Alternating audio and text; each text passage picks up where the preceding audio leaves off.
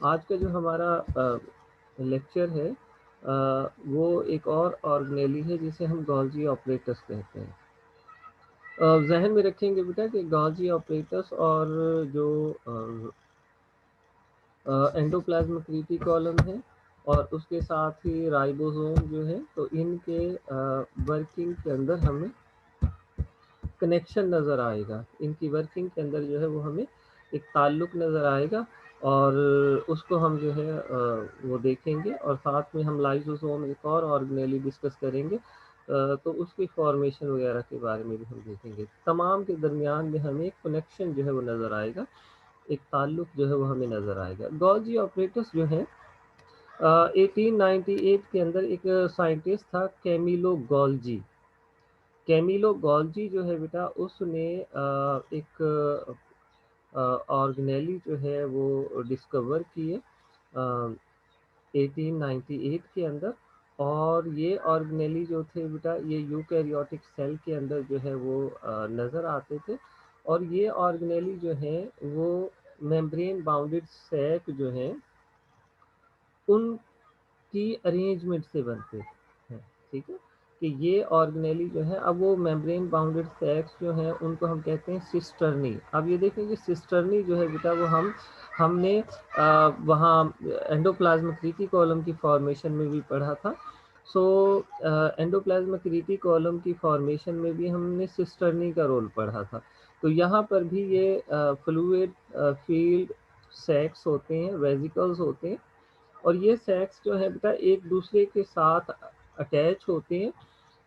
Sex जो है stacks की फॉर्म के अंदर, जैसे आप कह लें कि एक दूसरे के साथ ये मिलकर जो है वो पाइल लाइक स्ट्रक्चर बना देते हैं। तो ये एक दूसरे के साथ जुड़े हुए होते हैं और ये जो है ये कहलाते हैं। अब इनके साथ ही कुछ वेजिकल्स जो है वो नज़र आए। मीन के वेजिकल से मुराद ये है, देखें आप अगर डायग्राम में देखें तो ये डायग्राम आपको नज़र आ रही है, ये जो है वो सिस्टर्नी है और ये सिस्टर्नी अरेंज हुए हैं, एक दूसरे के साथ अटैच है। और इनके साथ ही यहाँ पर ये देखें, ये वाले जो हैं और यहाँ पर ये वेजिकल्स नज़र आ रहे हैं। ठीक है, तो ये सिस्टर्नी जो अरेंज हुए हैं ये, और प्लस वेजिकल्स जो इनके साथ अटैच हैं। ठीक है, चाहे इस साइड पर अटैच हो रहे हो चाहे इस साइड से निकल रहे हो, तो ये तमाम का तमाम जो स्ट्रक्चर है सिस्टर्नी जिन्होंने मिलकर जो है स्टैक की फॉर्म इख्तियार कर ली है वो, plus vesicles, so all these collectively call Golgi complex और गोल्जी बॉडीज। तो इन तमाम को हम जो है गोल्जी कॉम्प्लेक्स या गोल्जी बॉडीज जो है वो कहते हैं। ठीक है, अब ये गोल्जी कॉम्प्लेक्स या गोल्जी बॉडीज में जो ये सिस्टर्नी है ये एक दूसरे के साथ जुड़ते हैं और जुड़ने के बाद जो है इंटरकनेक्टेड ट्यूब्स बना देते हैं। इंटरकनेक्टेड ट्यूब्स, अब ये देखें नालियाँ सी बनी हुई हैं और ये नालियाँ एक दूसरे के साथ इंटरकनेक्टेड होती हैं, एक दूसरे के साथ जो है अटैच होती हैं। ठीक है, अब यहाँ पर ये वाला हिस्सा जो है बेटा ये कहलाता है फॉर्मिंग फेस। ये गॉल्जी ऑपरेटर्स की या गॉल्जी कॉम्प्लेक्स की ये कन्वेक्स साइड होती है, कॉन्वेक्स साइड, उभरी हुई साइड होती है। कॉन्वेक्स साइड जो है ये कहलाती है फॉर्मिंग फेस। और ये वाला किनारा जो है, ये वाली साइड जो है ये कनकेव साइड होती है, अंदर की तरफ धसी हुई साइड होती है। और इस साइड को जो है वो हम कहते हैं maturing face. This one that is the forming face and this one that is the maturing face. ठीक है, अब इसे फॉर्मिंग फेस क्यों कहते हैं बेटा, हमने जिक्र किया था कल राइबोसोम्स का, कि राइबोसोम्स हैं वो प्रोटीन वगैरह बनाते हैं। ठीक है, वो प्रोटीन एंडोप्लाज्मिक रेटिकुलम में जाती है, वहां पर उसमें तब्दीलियां होती हैं, चेंजेस आती हैं। फिर वो स्मूथ एंडोप्लाज्मिक रेटिकुलम में जाती है, वहां पर उसमें तब्दीलियां आती हैं। फिर वहां से इस तरह के, जैसा ये वेजिकल है ना, इस तरह का वेजिकल वहां से निकलता है और वो वेजिकल जो है वो ट्रांसपोर्ट वेजिकल जो है वो कहलाते हैं। तो वो वेजिकल जो है वो फार्मिंग फेज पे यहाँ आकर वो जुड़ जाते हैं और यहाँ इस मेम्ब्रेन के साथ वो वेजिकल जुड़ जाते हैं। तो वो जो मटेरियल उनके अंदर होता है, वो मटेरियल जो है वो तमाम का तमाम जो है वो गॉल्जी ऑपरेटर्स के अंदर जो है इंटर हो जाता है। अब वो मटेरियल यहाँ से इंटर होता है और यहाँ से इन नालियों में से गुजरता है और उसके अंदर मजीद मॉडिफिकेशन होती है, मीन उसके अंदर कार्बोहाइड्रेट वगैरह जो है वो ऐड होती है, प्रोटीन है तो फिर वो ग्लाइकोप्रोटीन के अंदर चेंज हो जाती है। और अगर कोई लिपिड आ रही है वहां से तो उसके साथ कार्बोहाइड्रेट अटैच होती है और ग्लाइकोलिपिड में जो है वो चेंज हो जाती है। और यहाँ तक आते आते वो फिनिश प्रोडक्ट बन जाती है, मीन फाइनली जो उसने बनना होता है प्रोडक्ट में वो बन जाती है। फिर यहाँ से ये वेजिकल निकलते हैं और ये वेजिकल जो है ये इस तरह से यहाँ से बाहर निकलते हैं, बर्ड ऑफ होते हैं कि बर्ड की शक्ल में यहाँ से निकलते हैं और यहाँ से निकलने के बाद ये बाहर आ जाते हैं। तो ये जो है ये मेच्योरिंग फेज कहलाती है, क्योंकि यहाँ से फिनिश्ड प्रोडक्ट जो है वो बाहर निकलती है। और ये वाली साइड जो है, क्योंकि यहाँ पर एंडोप्लाज्मिक रेटिकुलम से वेजिकल आकर अटैच होते हैं, तो ये जो है फॉर्मिंग फेज कहलाती है। तो ये कन्वेक्स साइड होती है, ये कनकेव साइड होती है। This one that is the forming phase and this one that is the maturing phase. ठीक है। अब यहाँ पर जो है ये गॉल्जी ऑपरेटर्स है। तो यहाँ पर ये तमाम चीज़ें हो गई, उसका ट्रांसपोर्ट वेजिकल्स जो है वो यहाँ से ये निकल रहे हैं, ये यहाँ पर, ये यहाँ नज़र आ रहे हैं। तो ये जो है बेटा, और ये मेम्ब्रेन जो है, तो यहाँ से जो है ये वेजिकल्स निकलते हैं। अब इनका देखें, यहाँ पर देखें, ये है जी न्यूक्लियस। ठीक है, ये न्यूक्लियस है। यहाँ पर ये एंडोप्लाज्मिक रेटिकुलम है। ठीक है। अब रफ एंडोप्लाज्मिक रेटिकुलम है, वहां पर प्रोटीन बनेगी, राइबोसोम अटैच होंगे, प्रोटीन इन नालियों में इंटर होगी, उसमें चेंजेस आएंगी, वो जाएगी जी स्मूथ एंडोप्लाज्मिक रेटिकुलम पर, वहां पर उसमें चेंजेस होंगी और वहां से ये वेजिकल निकलेगा। ये वेजिकल जो है यहाँ पर आएगा और ये जो है फॉर्मिंग फेस है, इस फॉर्मिंग फेस के साथ ये आकर अटैच हो जाएगा। अटैच होने के बाद फिर ये जो इसमें मटेरियल मौजूद था वो गोल्जी बॉडी में आ जाएगा, गोल्जी बॉडी में यहाँ से गुजरेगा और गुजरने के दौरान इसमें से चेंजेस होंगी, इसमें तब्दीलियां होंगी और फिर ये जो है फिनिश प्रोडक्ट में चेंज हो जाएगा।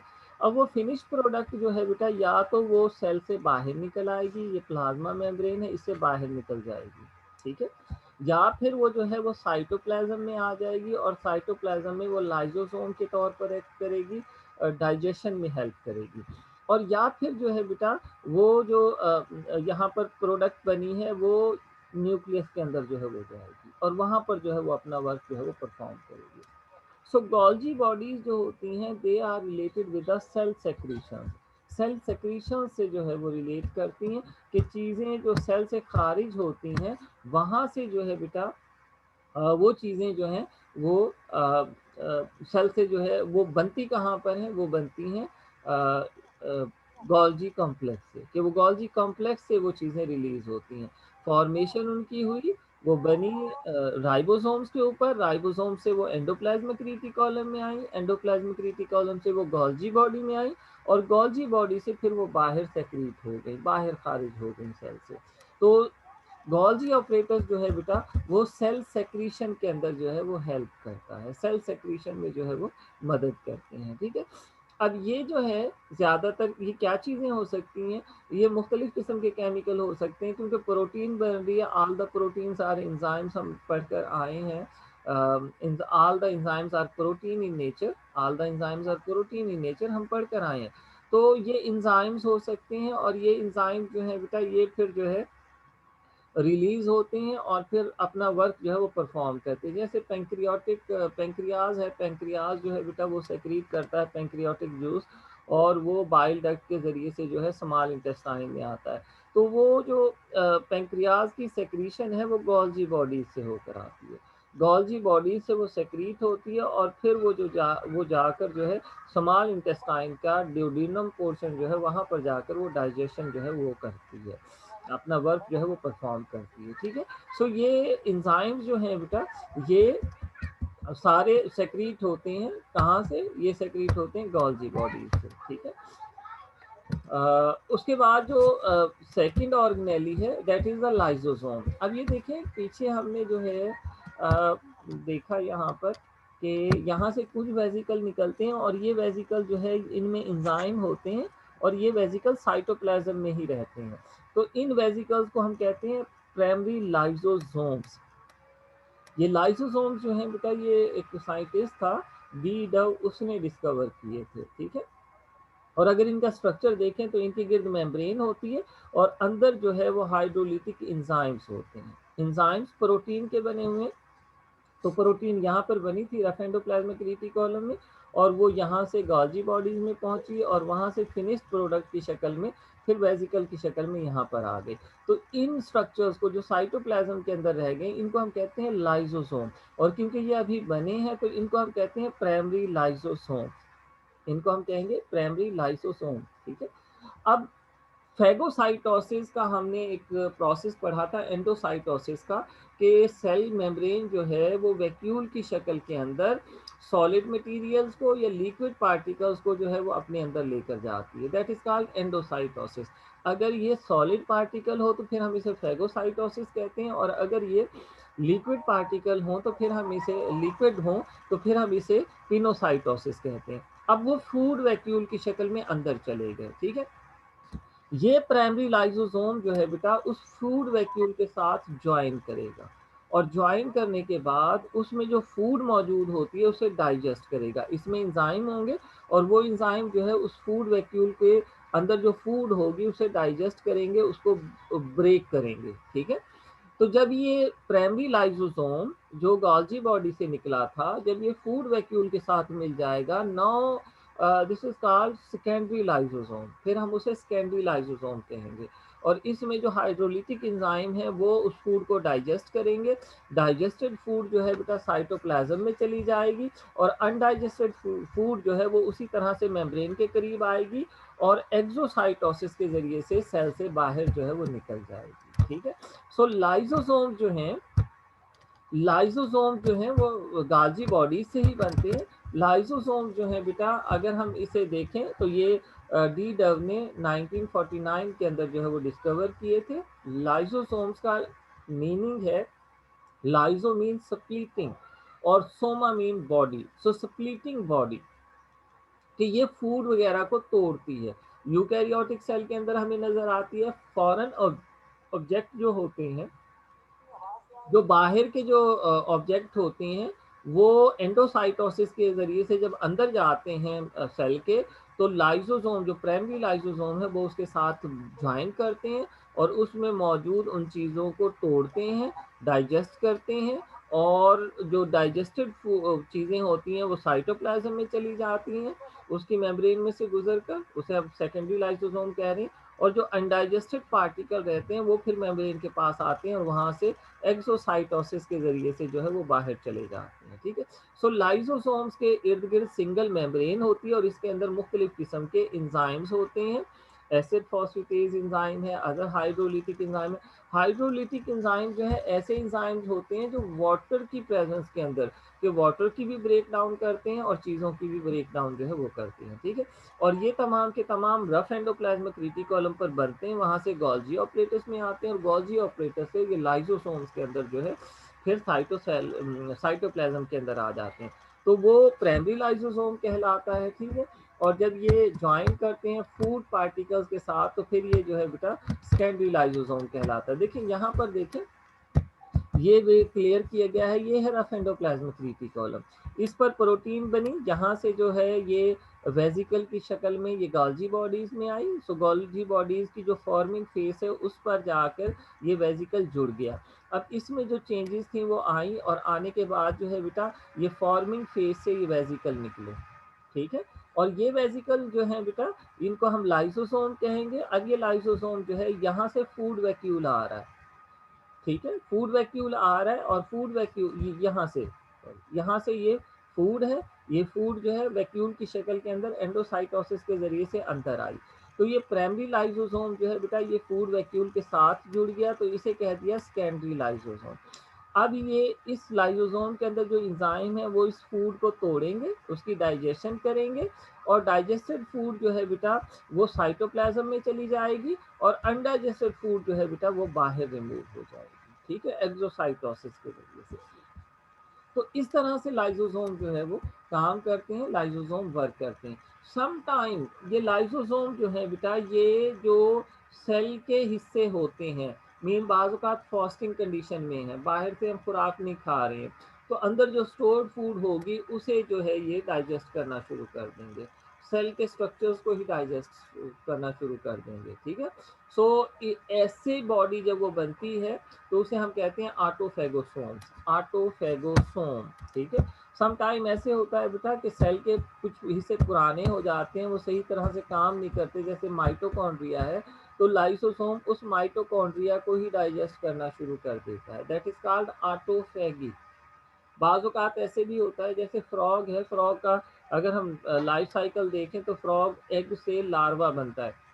अब लार्वे की टेल होती है, गिल्स होती हैं। फिर जब वो एडल्ट फ्रॉग में चेंज होता है तो टेल नहीं रहती, बल्कि लेग्स बन जाती हैं, और गिल्स नहीं रहते, लंग्स बन जाते हैं। अब वो जो टेल है वो ख़त्म कैसे होती है, वहाँ पर जो सेल होते हैं उनको ये लाइसोसोम जो है यही ख़त्म करते हैं। तो ऑटोफैगी के ज़रिए से जो है ये सेल्फ ईटिंग कह देते हैं कि बाज़ औक़ात जो है वो सेल जो है वो अपने ही हिस्सों को खाना शुरू कर देता है लाइसोसोम के ज़रिए से। तो इसे हम कहते हैं ऑटोफैगी, और ऐसे जो वैक्यूल बनते हैं उनको हम कह देते हैं ऑटोफैगोसोम्स, ठीक है।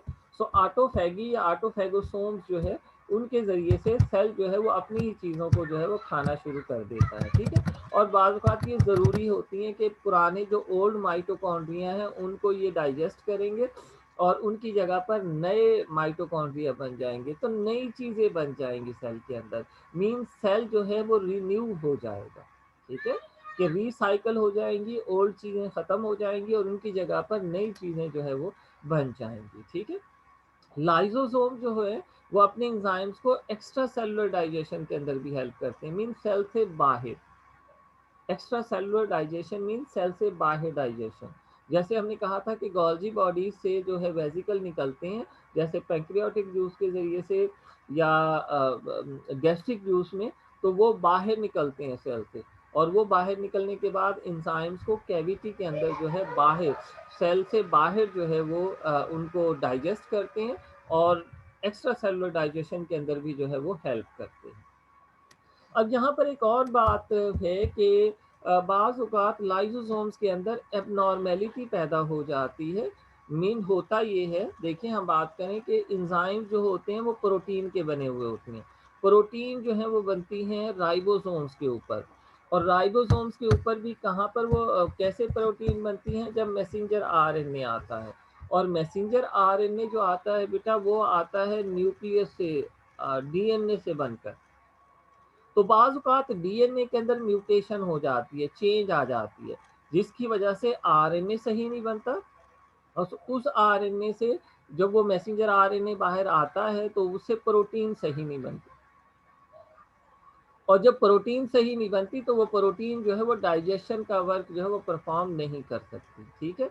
सो इस तरह से वो एंजाइम जो है वो एब्सेंट हो जाता है लाइसोसोम में, और जब वो एंजाइम एब्सेंट होगा तो उसकी वजह से उस एंजाइम ने जिस चीज़ को तोड़ना था वो नहीं टूटेगी, और वो सेल के अंदर जो है वो स्टोर होती रहेगी, सेल के अंदर उसकी मिकदार जो है वो बढ़ती रहेगी, और उसकी वजह से सेल में एबनॉर्मेलिटी काज होगी।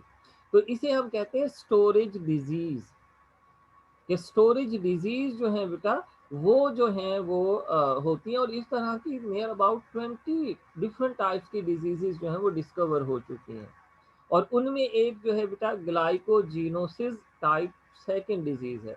ग्लाइकोजीनोसिस टाइप सेकेंड डिजीज के अंदर होता ये है कि जो लाइसोसोम्स के अंदर ग्लाइकोजन को तोड़ने वाला एंजाइम है वो एब्सेंट होता है, जिसकी वजह वजह से ग्लाइकोजन नहीं टूटती, और ग्लाइकोजन जब नहीं टूटेगी तो वो सेल के अंदर जमा होती रहेगी, और मसल सेल और लीवर सेल के अंदर ग्लाइकोजन की मिकदार जो है वो ज़्यादा हो जाएगी, ठीक है, और उसकी वजह से एबनॉर्मेलिटी काज होगी, तो इसे हम कहेंगे ग्लाइकोजिनोसिस टाइप सेकेंड डिजीज।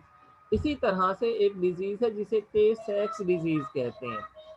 टे सेक्स डिजीज के अंदर ब्रेन सेल जो होते हैं उनके अंदर लिपिड जमा होना शुरू हो जाती है। मीन लिपिड को तोड़ने वाले एंजाइम जो हैं वो लाइसोसोम्स के अंदर नहीं बन होते, और लिपिड जो है वो जमा हो जाती हैं, और उन लिपिड के जमा होने की वजह से जो है बेटा जो एबनॉर्मेलिटी काज होती है उन सेल्स के अंदर, और आदमी जो है ये बच्चे जो है वो मेंटली रिटार्ड हो जाते हैं, और फाइनली जो है वो डेथ हो जाती है, ठीक है। सो टे सेक्स डिजीज जो है और ग्लाइकोजेनोसिस टाइप सेकेंड डिजीज जो है, these are the examples of storage diseases. Sometime वो पूछ लेता है कि स्टोरेज डिजीजेज क्या होती हैं शॉर्ट क्वेश्चंस में। सो स्टोरेज डिजीजेज जो हैं, these are the diseases which are caused due to the accumulation of different types of material within the cell, and this is due to the absence of the particular enzyme in the lysosome। कि lysosomes के अंदर वो enzyme नहीं होता जो उनको तोड़ता है उन मटेरियल को, तो वो मटेरियल जमा हो जाते हैं सेल के अंदर और उसकी वजह से जो है वो डिजीज काज हो जाती है।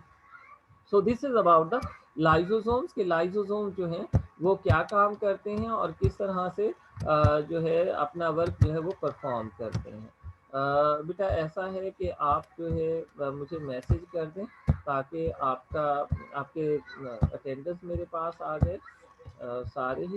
और आज हम बस इन दो ऑर्गेनेलीज का ही जिक्र करते हैं। एक हमने लाइसोसोम्स का जिक्र किया और दूसरा हमने जो है वो गाल्जी बॉडीज का जिक्र किया। अब देखें कि these are interconnected, endoplasmic reticulum, endoplasmic reticulum, ribosomes, Golgi bodies और फिर जो है बेटा लाइसोसोम्स। तो सारे इनका फंक्शन जो है वो एक दूसरे के साथ इंटरकनेक्टेड है, एक दूसरे के साथ जुड़े हुए हैं ये, ठीक है। तो इसको आप ध्यान में रखेंगे। अगर कोई क्वेश्चन है बेटा तो वो क्वेश्चन कर लेंगे। आपका मैंने ये अलाउ किया हुआ है, अपने माइक को जो है वो आप ऑन करेंगे और अगर कोई क्वेश्चन है तो वो पूछ लेंगे। सर क्लियर है बस, ठीक है सर। ठीक है, चलेंगे, चलें बच्चे। फिर इंशाल्लाह कल देखते हैं, कल की कोई खबर है कि कल से सर्दियों की छुट्टियां हो रही हैं तो क्लासेस होंगी या नहीं होंगी, कोई आप लोगों के पास? सर सुनने में तो ये है कि 10 और 15 दिसंबर की छुट्टी होगी, सर्दी में भी चलेंगी शायद क्लासेस। क्लासेस चलेंगी, चलिए ठीक है, मैं भी कंफर्म करके जो है फिर आपको वहाँ मैसेज कर देते हैं। बाकी आप बाकी के टीचर पूछिएगा टीचर से कि ठीक है सर, फिर आप कंफर्म करके ना ग्रुप में मैसेज कर दीजिएगा। आप बाकी के जो टीचर आपको पढ़ा रहे हैं उनसे ज़रा पूछिएगा कि क्लासेस चलेंगी या नहीं चलेंगी, ठीक है। अगर कुछ ठीक है सर। हो तो वो फिर उसमें शेयर करें। ओके जी, अल्लाह हाफिज़। अल्लाह हाफिज़ सर।